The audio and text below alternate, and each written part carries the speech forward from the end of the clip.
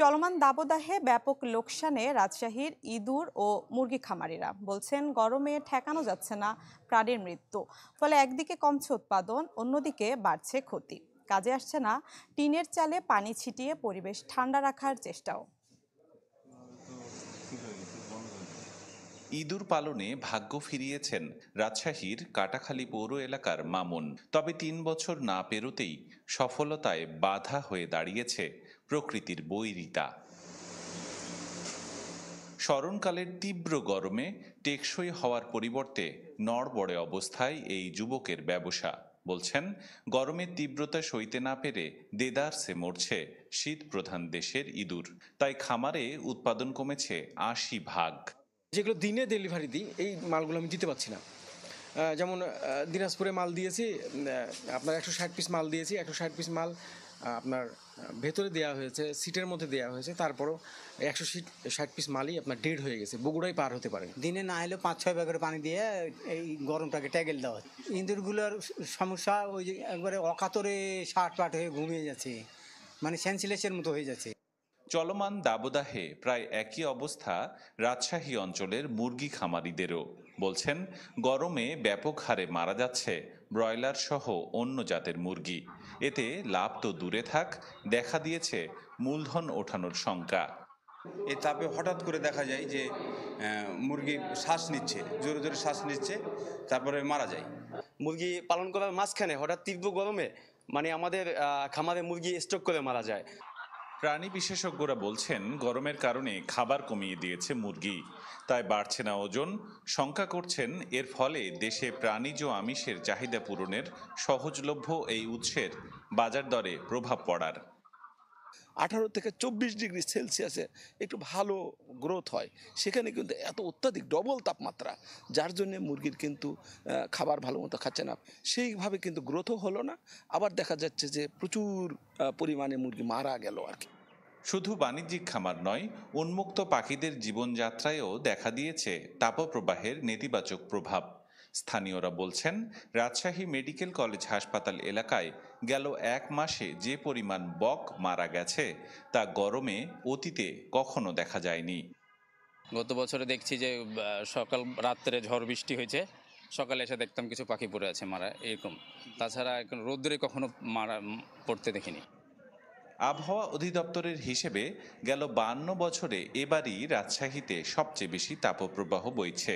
এর আগে ১৯৭২ সালের ১৮ মে তাপমাত্রা রেকর্ড করা হয়েছিল ৪৫.১ degree Celsius. Abrar Shair, channel 24, Rajshahi. দর্শক, এ নিয়ে আরো খবর জানাতে রাজশাহী থেকে সরাসরি যোগ দিচ্ছেন আমাদের সহকর্মী আবরার শাইর। আবরার, রাজশাহীতে তাপমাত্রার এখন কি অবস্থা? কৃষকদের জন্য স্বস্তিদায়ক কোনো আবহাওয়ার পূর্বাভাস আছে কিনা?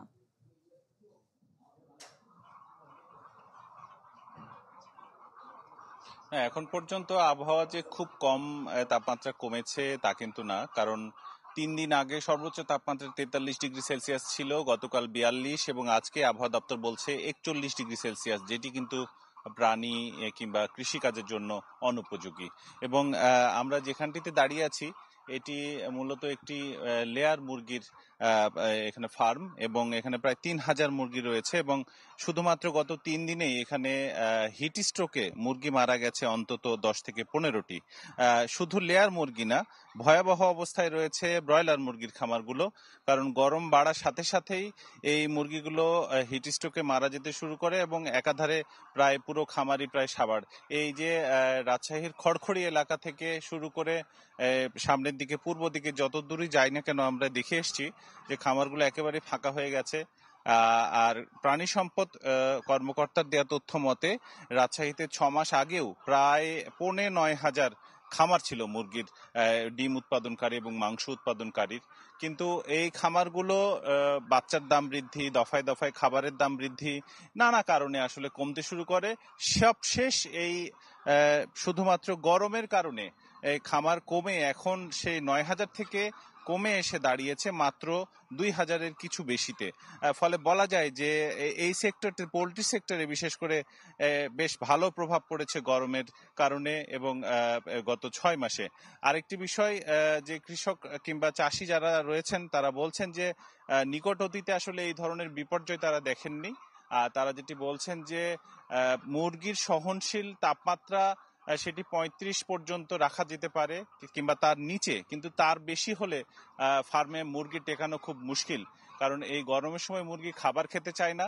বিশেষজ্ঞরা বলছেন যে পানির উপরই এখন শুধুমাত্র মুরগিরা নির্ভর করে থাকে, আর খাবার না খেতে চাইলে ডিমের উৎপাদন যতটা কমে যাবে, মুরগির ওজন কমে যাবে, ফলে বাজারে মুরগির সংকট দেখা দিচ্ছে। যদিও এখন খুব বেশি বড় ব্রয়লার মুরগি বাজারে দেখা যাচ্ছে না, এবং আজকের বাজার দর আমি যদি রাজশাহীর বলি তাহলে সেটা 180 টাকা থেকে 200 টাকা মাত্র, এবং বাজারে কিন্তু ব্রয়লারের সংকট রয়েছে। যদিও সোনালী কিংবা এই যে লেয়ার মুরগি যেগুলো সেগুলো রয়েছে, কিন্তু বাজারে সংকট তৈরি হয়েছে এই মাংস উৎপাদনকারী যে মুরগি সেটির।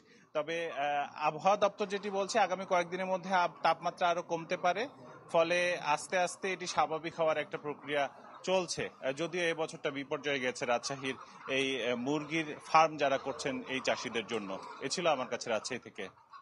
আবরার শাহির, আপনাকে ধন্যবাদ আমাদের সাথে যুক্ত হওয়ার জন্য। দর্শক, রাজশাহী থেকে যুক্ত হয়েছিলেন আমাদের সহকর্মী আবরার শাহির।